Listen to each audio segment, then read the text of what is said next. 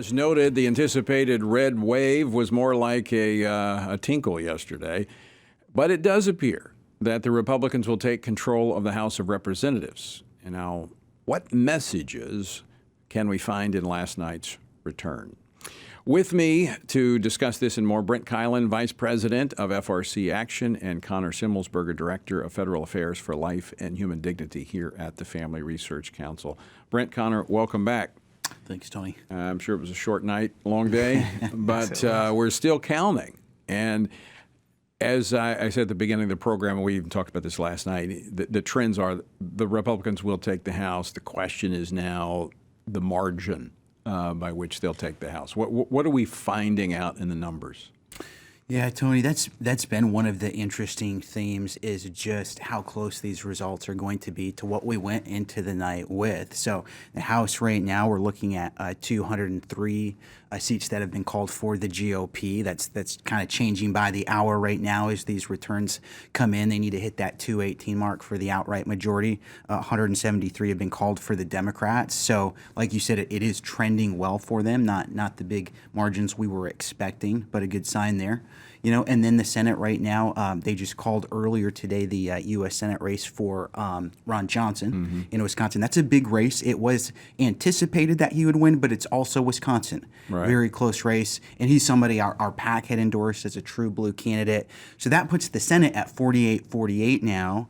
The Alaska race is still not called yet. It's anticipated that would go Republican, put them at 49. The two top vote getters there were Republican. You had three running in that race. That's right. Now, they have this weird system there. If someone doesn't reach 50 points, 50%, it goes to a ranking system. That's right. It's a ranked choice. It's newly implemented in Alaska. I think this is the first year they've actually had I think this. Someone stayed out in the cold too long that came up with that idea, but I don't see any scenario in which it's not one of the Republicans. That's right. All right. So that would put the Republicans at 49, and then we still have a couple of outstanding. We have Arizona, we have Nevada, and of course we've got Georgia, which looks like it's headed to a runoff. Yeah, it is. So you pick up one of those races, you're at 50 for the GOP.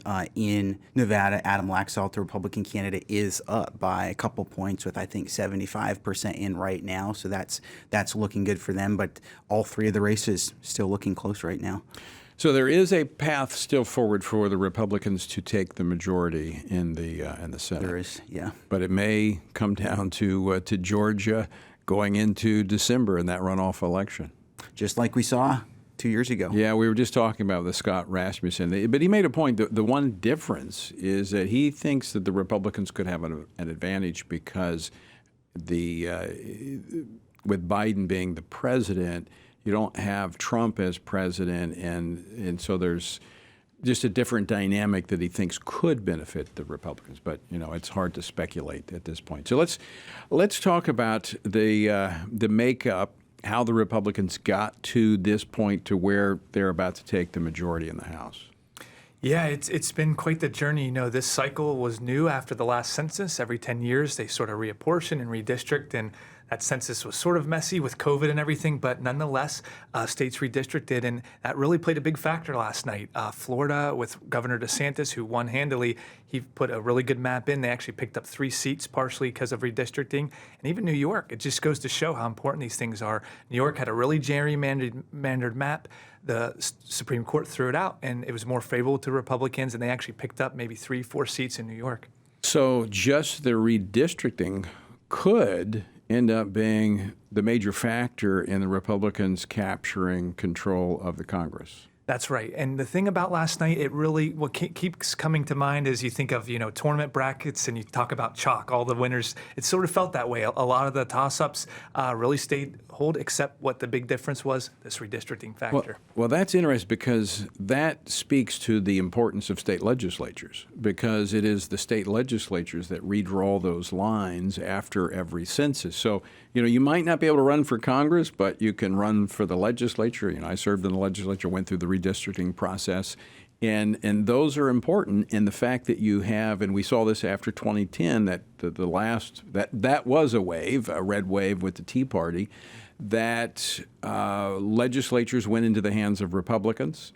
After that census, they were able to redraw the congressional lines, which brought us to this point. They were able to redo it again after the 2020 census. So that has an effect for at least a decade or more. Yeah, and as we've seen last night, how state Supreme Courts play a big factor. Looks favorable both in Ohio and North Carolina that those are going to go away. And that's important because these maps might even improve even more so in the years ahead. Well, almost everything is litigated these days. And in fact, we were down in North Carolina. We did an event there that involved the Supreme Court candidates to encourage people to turn out and vote in that election. So when these things go to the courts, it's important that we have or justices that abide by the Constitution, which, of course, we got after the 2016 election in the federal courts because of Donald Trump. Tony, the other thing that's interesting about the redistricting is the strategy that a lot of these, even Republican-leaning legislatures implemented.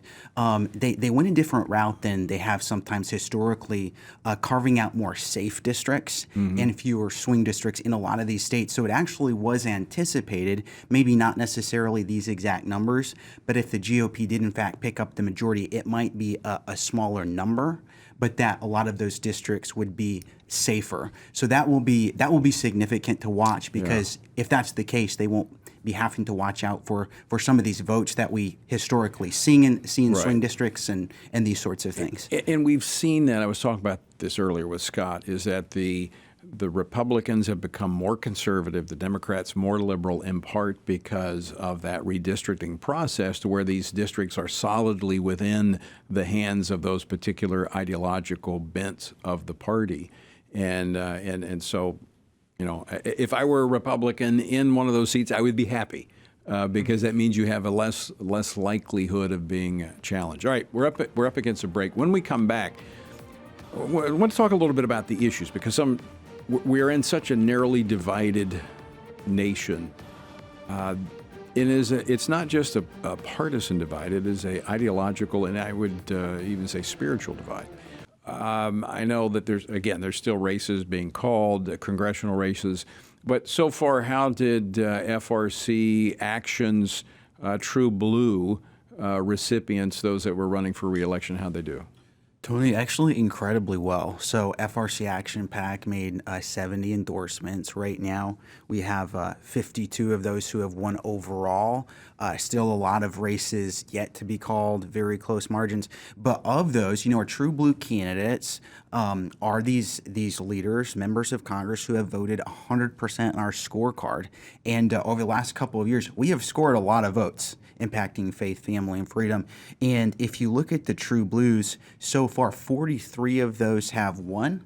Only one has lost. So 43-1, I think it really speaks to a lot of these candidates who are voting very solidly on these are actually doing very well in their races. The one was Steve Shabbat in Ohio. I know that district, a family in that district. I kind of grew up as a kid around that area, and it's changed. It was redistricted, and then they've got it's just in the shadow of Cincinnati, and it's kind of the demographics, everything have changed there. But he's a great guy. But he's lost before and came back. So who knows? Steve may be back after the next cycle. So let's go to the states. There's a story here. When you look at governors who signed very strong pro-life laws and were they were unashamed of standing for life, how'd they do?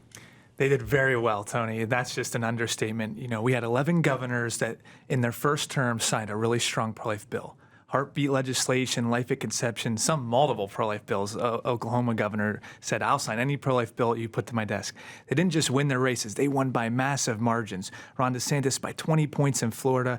Kim Reynolds signed a heartbeat bill. She won by 18 points in Iowa. And again, Kevin Stitt in Oklahoma won by 13 points in Oklahoma. And that race in particular, I think, is kind of interesting because, there was a lot of noise in that race that, it was neck and neck. And I saw a lot of polling said that he looked like he was going down.